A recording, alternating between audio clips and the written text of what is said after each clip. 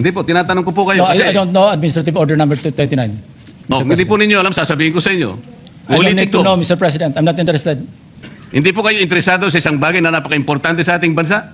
Hanggang ngayon, hindi ma-drawing ang West Philippine Sea. Hindi kayo interesado? Hindi po ako interesado sa sinasabi ninyo. Maring hindi po kayo interesado Kasi, sa sinasabi ko. no, Ngunit ang sasabihin ko, interesado ang buong Pilipinas. Sapagkat ito, dito nakasalalay po kung sino nagsasabi ng totoo. So ayaw po ninyong malaman ng totoo, Ginoong Lacson? Kasi po, Mr. President, ang ipapalabas na naman niya, yung China, may karapatan dyan sa lugar na yan. Kaya ayoko na po marinig kasi ilang beses na po natin narinig yan, medyo masakit na sa tenga eh. Hindi ko po alam, Sir President, Your Honor, kung paano ko... Sana ko mag-uumpisa sapagkat hindi ako ang subject matter ng aking dineliver na privilege speech kahapon. Kaya kong sagutin at iisa-isahin sa inyo, ngunit ang nangyari, parang ad hominem ang nangyari.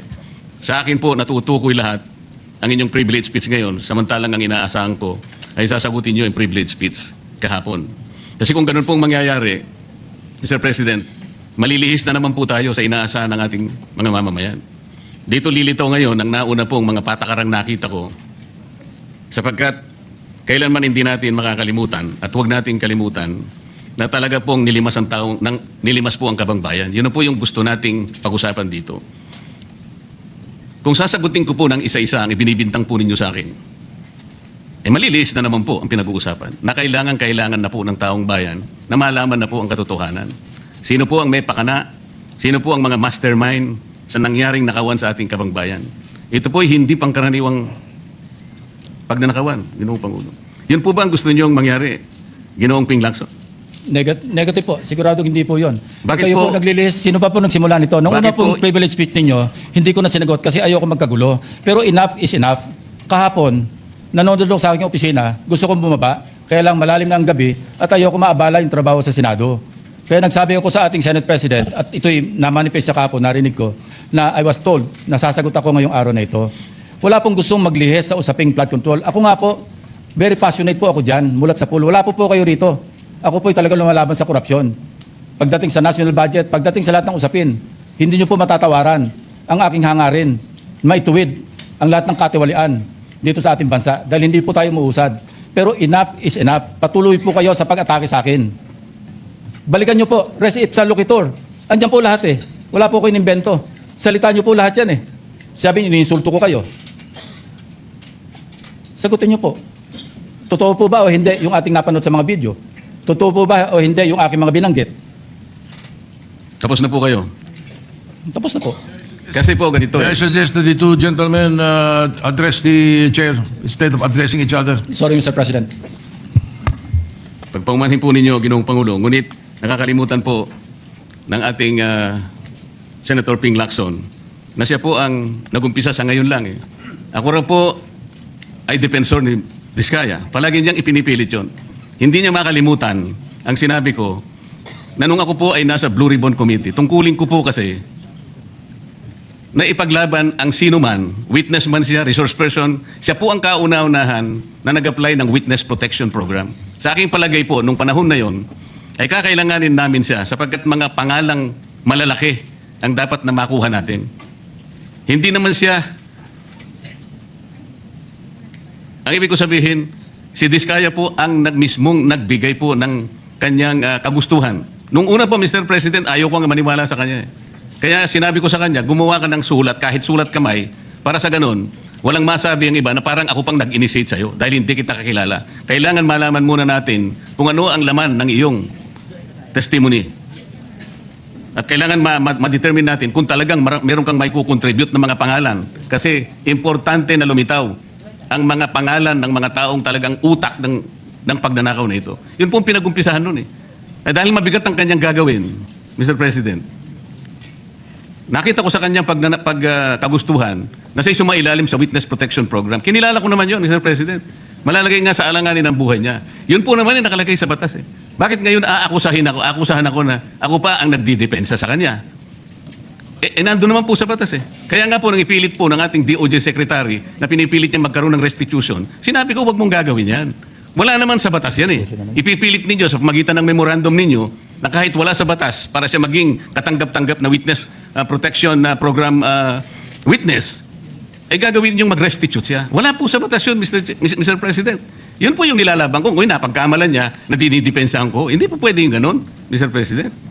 So ngayon, hanggang ngayon, pati ba naman ang asawa ko na independent director, kakalantariin pa rito, saan ba natin pag-uumpisa ng pag-uusap na ito? Pagkatapos, ipipilit na naman ninyo yung Kalayaan Island Group, ano po ba patakaran dito, Mr. President? Ginoong Lacson? Kailangan bang samut-samut ang gagawin mo para sa isang privilege speech? Kayo po'y matagal na sa Senado. Alam ko po, abisado nyo yung patakaran dito. Ang isang privilege speech nakatutok lang sa isang subject matter. Pero ang gagawin po ninyong samut-samut ito, at pagkatapos ay mag-uumpisa kayo na parabang ang nilalaman ng privilege speech ninyo puro ad hominem.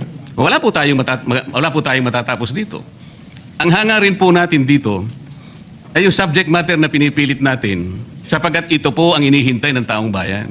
Kung sasagutin ko po ng isa-isa at ang iba po sinagot ko na, ay lalayo po tayo. Ang akin pong tinatanong sa aking privilege speech kahapon ay bakit parang hindi ninyo pinagbigyan ang ibang mga tao na napakarami nilang dapat sabihin para sa ganun malaman natin ang katotohanan. Kayo po ang nagsabi, Senator Lacson, Sir President, napupuntahan natin lahat ng lugar na kung saan ang ebidensya. Hindi po ba kayo po ay nagpahayag noon dito sa plenaryo, Mr. President, Senator Lacson, na sinabi nyo na ang presidente ay name drop ni Yusek Bersamin. Hindi ko man lang po nakita yung kanyang katauhan na ipinatawag nyo dito.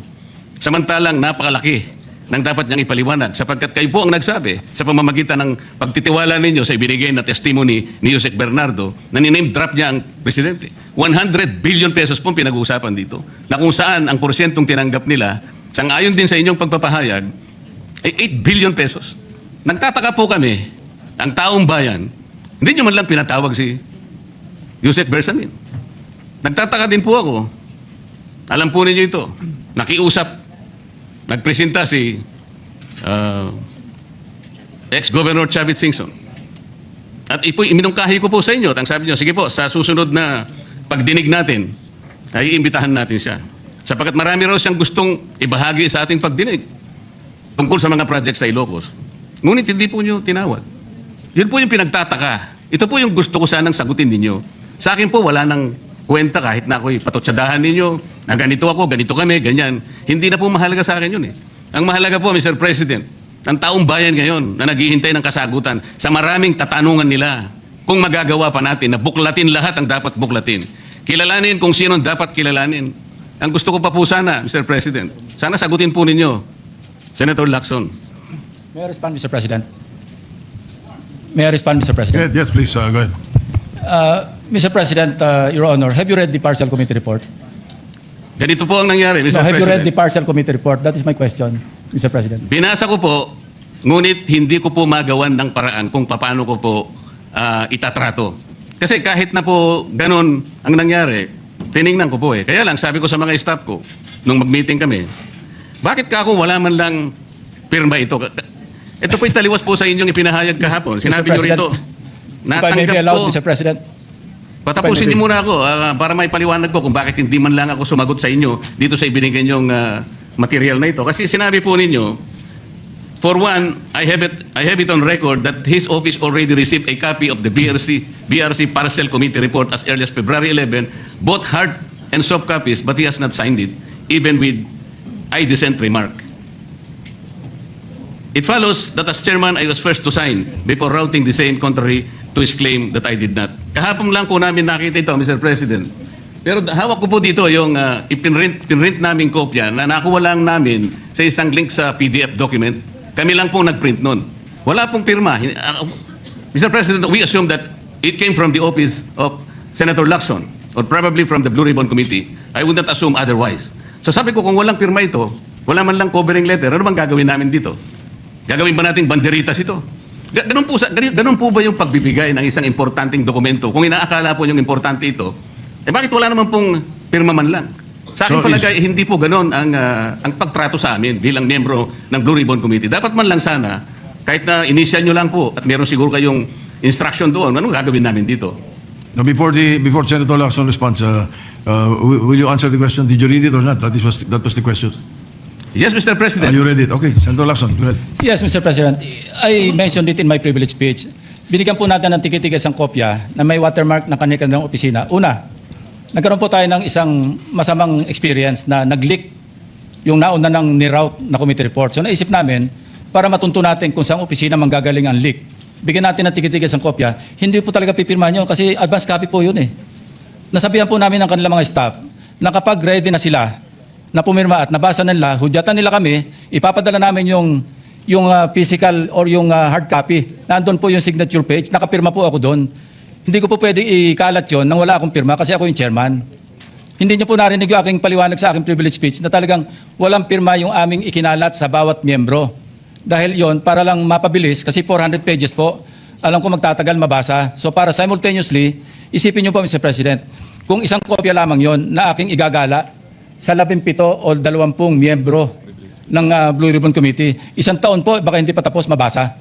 So gumawa kami ng nag-devise po kami ng isang pamamaraan para simultaneously, sabay-sabay nila mabasa with the advice to their staff na kapag nabasa na at ready ng pumirma, sabihan kami, dadali namin yung kopya na mayroong signature page at sa kanila pipirmahan. Katunayan kahapon po, si Senator Bam Aquino. Binigyan namin sa kanya yung may signature page at pumirma siya. Hindi po matatapos kung yung 467 yata na pages, iisa-isahin namin iikot. Mahirap po. Gumawa na nga kami ng paraan para matakil na sa floor, ma-defend ko, at makapag forward tayo na tulad ng binanggit ko sa aking privilege speech, simula na tayo uli ng mga panibagong pagdinig. Ngayon, sinabi po ni Senator Marcoleta na bakit hindi inimbitahan si Undersecretary Bersamin. Kaya ko po tinanong, kung nabasa niya na yung report, kung meron po siya may ipakita sa akin doon sa committee report o doon sa TSN, doon sa minutes ng pagdinig na nabanggit ang pangalan ni Undersecretary Bersamin. Bukas na bukas din po, o bigyan natin 3-day notice rule. Tatawag po ako ng pagdinig, ipapatawag natin si Undersecretary Bersamin. Ang binabanggit niya po yung aking interpellation sa DBCC, na kung saan si Undersecretary Bernardo gumawa ng personal na sulat kay Pangulong Bongbong Marcos. At sinasabi niya doon na ito yung mga personalidad na alam niya, na naalala niya na mayroong allocable at kung ano-ano pa. Wala po sa Blue Ribbon Committee minutes yun. Sa labas po yan sa plenaryo, sa DBCC, sa National Budget Deliberation. So kung may papakita po sa akin ng ating kasamahan, Senator Marcoleta, na mayroong isang mention sa affidavit o sa salaysay ni Undersecretary Bernardo na binanggit si Undersecretary Bersamin, di tumawag po tayo ng pagdinig at mag-motion siya na ipatawag kung sino man ang gusto niya patawag. Ngayon, si Governor Chavit Singson, wala naman po paliwanag. Ano po yung ite-testify? Konektado po ba sa issue at hand, which is the flood control projects? Kung konektado po, sana sumulat po siya sa chairman at sinabi niya, ito yung lalamanin ng ite-testify o ito yung naka-attach yung draft affidavit ni Governor Chavit Singson. Sino naman ako para tumanggi na ipatawag kung sino man yung resource person? Nagpadala nga siya ng surprise witness, siya lang nakakaalam eh. Hindi ko po inawat eh. Mr. President. No, sandali po, hindi pa ako tapos. At nung hinanap kong pilit, pinagtanong ko yung mga addresses, lahat ng mga kakilala ni Gutesa. At inalam po namin sa pamamagitan ng CCTV footage, baka naman merong sumalubong o merong kasama na pwede natin matunton kung nasan si Gutesa. Ganun po kasi ang aking pagnanais na talagang get to the bottom of this issue. Pero bigla po nawala eh. Ano po magagawa ko? Mr. President, wala nga pong nakasulat doon sa transcript tungkol nga po doon sa binanggit niya sa plenary na pangalang Adrian Bersamin. Paano nga pong mababanggit doon, Mr. President? Hindi nga niya pinatawag eh. Samantalang dapat niyang ipatawag, siya mismo ang nag-highlight. Isip-isipin po ninyo, nagawa po ni Senator Lacson na isama sa plenary debates ng ating 2026 budget. Ganun ka-importante ang bahagi na yon, Mr. President. Hindi ba dapat? Ipinahayag mo yun eh. Malaking bagay yun. Ibinulgar mo pa nga eh. There are 2 public officials I will reveal this morning. Ganun lang. Ba't hindi mo pinatawag? Kung pinatawag mo yun, malinaw na malinaw, nalagay sana sa transcript. Ganun lang naman ang ibig sabihin eh. Sa mga tweet, iniwasan po, Mr. President, para hindi malagay sa transcript. Pagkatapos ikakatwiran po ninyo, kung nasa transcript, di sana, pinatawag ko. Baliktad po ang ginawa ninyo, Mr. President. Katulad din po sa 30, Nara Streets of South Forbes. Ilan po yung binanggit ng mga tao doon? Hindi ko po sinasabing totoo yun, pero for purposes of the inquiry and investigation, kung talagang ganun, kalawak ang inyong pananaw. Dahil pati nga po yung pagpunta ni Gutesa, pati CCTV po pinakita ninyo. And dami po sana ng pagkakataon na nakita sana lahat ng mga binanggit ni Saldico na mga ginamit na sasakyan. Makikita doon sa pagitan ng alas 9 hanggang alas 10 ng umaga. Tawagin natin yung kung sino man yung security agency doon. Pero hindi po ninyo ginawa eh. Pero sasabihin po natin, you wanted to emphasize one point. Kung nasaan ang ebidensya, ay talagang pupuntahan natin. Kayo po ang inconsistent eh. Pagkatapos ako sasabihin ninyong inconsistent. Ang dami po eh. Nakiusap ako na, sabi nga natin, ang dami pong tumuturo sa pangalan ni Martin Romualdez. Inimbita po ninyo, hindi dumating, nakiusap ako, naimbitahan uli. Ang sabi po ninyo sa pamagitan ng inyong interview, eh kung pupunta siya rito, welcome. Kung hindi siya pupunta, wala tayong magagawa because of inter-parliamentary courtesy. Mr. President, hindi po karaniwang pagnanakaw ang nangyari sa kasaysayan ng ating bansa. Hindi po ba ninyo naiisip, mismong kabang bayan ang tumagilid, pagkatapos magtatago kayo sa prinsipyo o doktrina ng inter-parliamentary courtesy? Kung ako po ang chairman ng Blue Ribbon Committee, Mr. Chair, Mr. President, hindi ko po igagalang inter-parliamentary immunity sapagkat ang pinag-uusapan dito ay interest ng mamamayan. Huwag po tayong magtago kung saan-saan. Sinabi po ninyo, Mr. President, Senator Lacson, yung Apostille Convention. Hindi ba pinahayag po ninyo sa isang pag-i-interview ninyo na kung si Saldi ko lamang ay makakuha ng isang subscribe statement, kahit sa Zoom lang, ipatatawag namin siya? Bakit hindi po ganun ang ginawa ninyo? Pwede naman siyang mag-Zoom pagkatapos na magkaroon ng Apostille sworn statement. Bakit hindi po ninyo ginawa? Meron naman pong Zoom eh. Natatakot yung tao. Nanganganib ang kanyang buhay. At palagay ko naman, nanganganib nga talaga. Iintay pa po ninyo na humarap sa inyo? Pwede naman ang Zoom eh. Kung talagang gusto nyong tuntunin ang lahat ng mga ebidensya na dapat nating puntahan. Ito po yung pinupunto ng aking privilege speech kahapon eh. Hindi ko nga po alam na kapag ako po ang magdi-deliver ng privilege speech, Mr. President, palagi po kayong nawawala. Kasi nga, nasa bandang huli na po ako eh. Pero kung talagang gusto nyo lamang, alam nyo naman, nasa agenda po natin kung sino po ang tatayo para mag-deliver ng privilege speech eh. Ayoko pong isipin na sinasadya ninyo. Ngunit narinig naman po ninyo eh. Mr. President, pagkatapos isasama yung Kalayaan Island Group. Ano po ba talaga pinag-uusapan natin dito? Yung kapakanan ng bayan? Pinipilit po nyong pinagtatanggol ko ang China. Sa March 12 po, Mr. President, Senator Lacson, sana po may panahon kayo sapagkat ipinatawag ko sa pamagitan ng isang resolution at ito po ay alam na ni Senator Erwin. Pinatawag ko po ang NAMRIA, pinatawag ko po ang Philippine Coast Guard, Philippine Navy, ang DFA, pinatawag ko rin po si Justice Carpio at saka yung professor sa UP. At kung sino man po ang interesado, once and for all, malaman po natin dito kung sino ang sinungaling, kung sino ang makatsina, kung sino ang nagagaling-galingan at nagpapanggap na expert in international law. Sana po, Senator Lacson, nandun po kayo. Mr. President, may we hear from the chairman of the Foreign Relations Committee because his name was mentioned. May I just confirm if indeed he will call for a hearing and invite those people mentioned, Mr.